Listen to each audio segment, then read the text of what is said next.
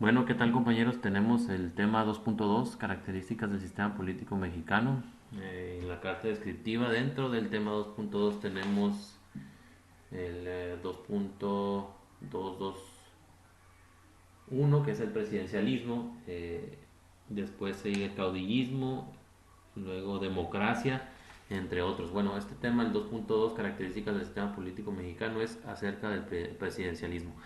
Vamos a hablar rápidamente qué es el presidencialismo y a la diferencia o cómo es el presidencialismo en México, ¿no? Bueno, es parte de las nuevas dinámicas de clase. Eh, rápidamente, el presidencialismo, según la diapositiva, surge a la fecha como una característica fundamental donde se localiza un centro importante de decisión, incluso electoral. Esto significa que una de las grandes características del presidencialismo es la toma importante o la toma de las decisiones más importantes de lo que es ahora un estado república. O sea, antes de que surja lo que es el presidencialismo, primero se tiene que conformar lo que es una república, ¿sí? Y obviamente con características democráticas, o sea, que exista el voto para que éste pueda ser elegido, más que nada por sufragio universal, ¿no? Entonces ese es el presidencialismo y también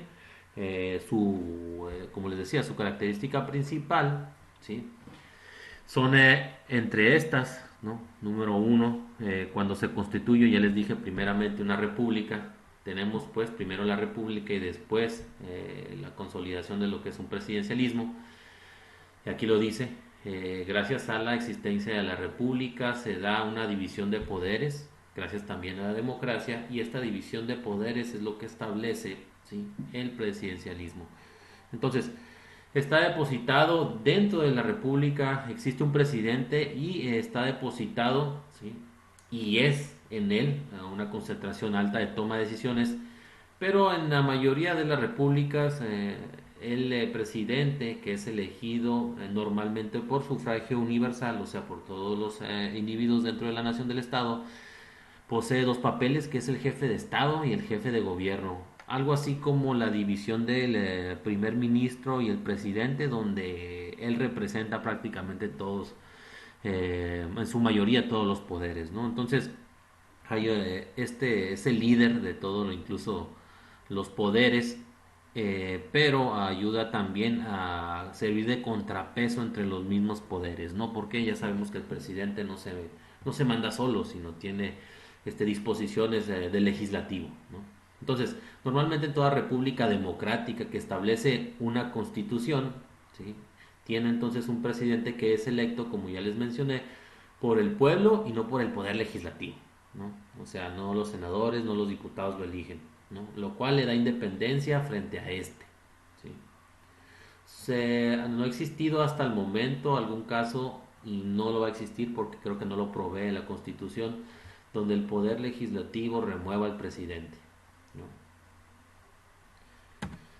Bueno, eso es las características presidenciales de lo que es esenciales de lo que es el presidencialismo. En México, a comparación de las características generales del presidencialismo, según Jorge Carpizo, en México el presidencialismo ha llegado a ser muy poderoso, ¿sí?, por las siguientes características. O sea, el presidencialismo en México ha sido de esta forma, ¿sí? Lo conocemos así porque, según Jorge Carpizo, dice que es el jefe normalmente del partido dominante. O sea, a todo lo largo de la historia hemos visto que el presidente es normalmente, ¿de quién? Parte del partido dominante, ¿sí? Entonces el partido que domina es normalmente el que lleva, ¿sí?, a cabo o se elige de forma democrática muy normalmente a que llega como presidente, ¿no? Entonces la B dice, según Jorge Carpizo, el presidencialismo en México ha acumulado tanto poder, ¿sí?, porque el debilitamiento del poder legislativo, o sea, la Cámara Baja y Alta, senadores y diputados, ya que con la grúa de lo mayor, ya que con la gran mayoría de los legisladores son miembros del partido dominante y saben que si se oponen al presidente las posibilidades de éxito que tienen son casi nulas y que seguramente están así frustrando su carrera política. O sea, muy normalmente el poder legislativo no se opone, lo dije normalmente, pero sí existe oposición, sí, a las decisiones presidenciales.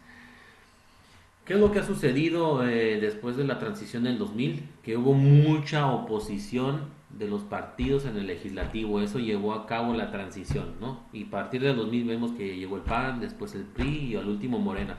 Pero si nos damos cuenta, en la mayoría de las veces, el partido predominante es de donde se saca muy normalmente el presidente, ¿no?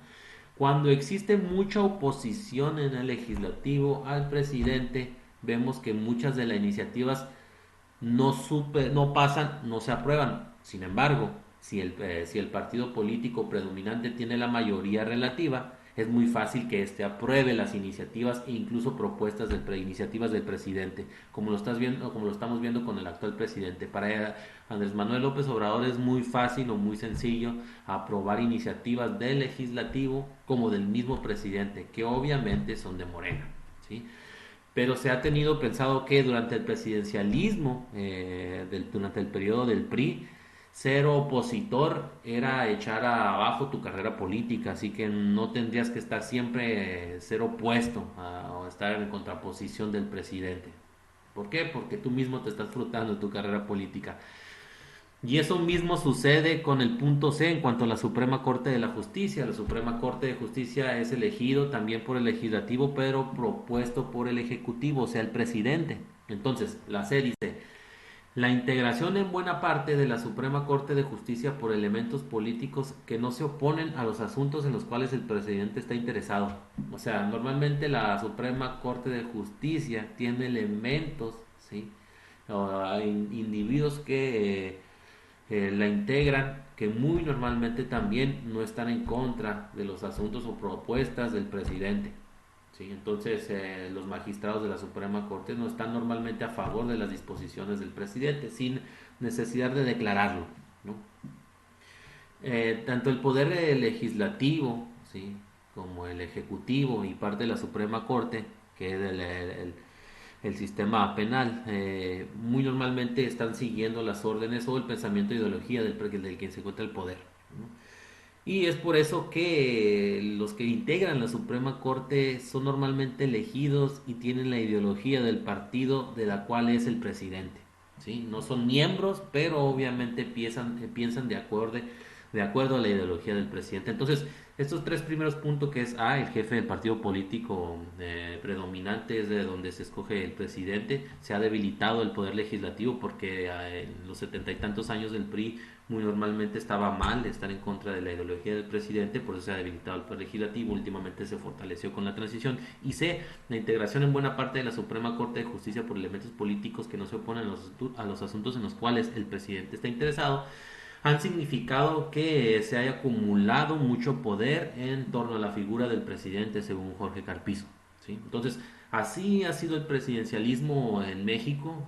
Se ha debilitado un tanto, se ha reducido un poco el poder del presidente, pero lo hemos visto que ahorita en el gobierno de Andrés Manuel López Obrador se ha concentrado mucho poder por la facilidad de llevar a cabo y oficializar iniciativas. Entonces, esas son las características del presidencialismo en México, ¿no? Cuando ya sabemos, como le regreso aquí, que la característica principal de lo que es presidencialismo, pues es esta. Igual México nace así, ¿no? Siendo una república, debido a las transformaciones que tuvimos principalmente en la era de la revolución. La revolución consolidó y legitimó lo que es la república, la constitución misma de 1917, la democracia y la división de poderes. Sí lo teníamos desde antes, pero se solidificó y se legitimó después de 1917. Entonces es cuando vienen los gobernantes. Y en México las características pues son estas, ¿no? Todas estas que les pongo aquí. Ahí la siguiente actividad que hay que realizar es leer la página 6 y 7 del documento PDF que les adjunto. Si le ponen ahí en el PDF, lo abren, le ponen página 6 y ahí están las características de las que les estoy hablando, A, B y C, y hay otras. Entonces, lo que ustedes tienen que hacer es describir cuáles son las otras características por las cuales el presidencialismo en México ha obtenido tanto poder según Jorge Carpizo. Como les digo, no hay que hacer copy-paste, es analizar los puntos, así como lo analicé yo brevemente, pero ustedes escribiéndolo. Y yo como les dije también, yo hasta la letra C les expliqué.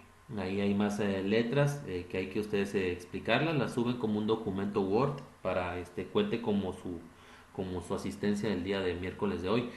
No van a batallar mucho porque tienen hasta el sábado, ¿no? Para realizar la actividad. Entonces es la actividad. Así terminamos este tema 2.21, que es el presidencialismo. Ya estaremos viendo los otros puntos. Nos vemos entonces.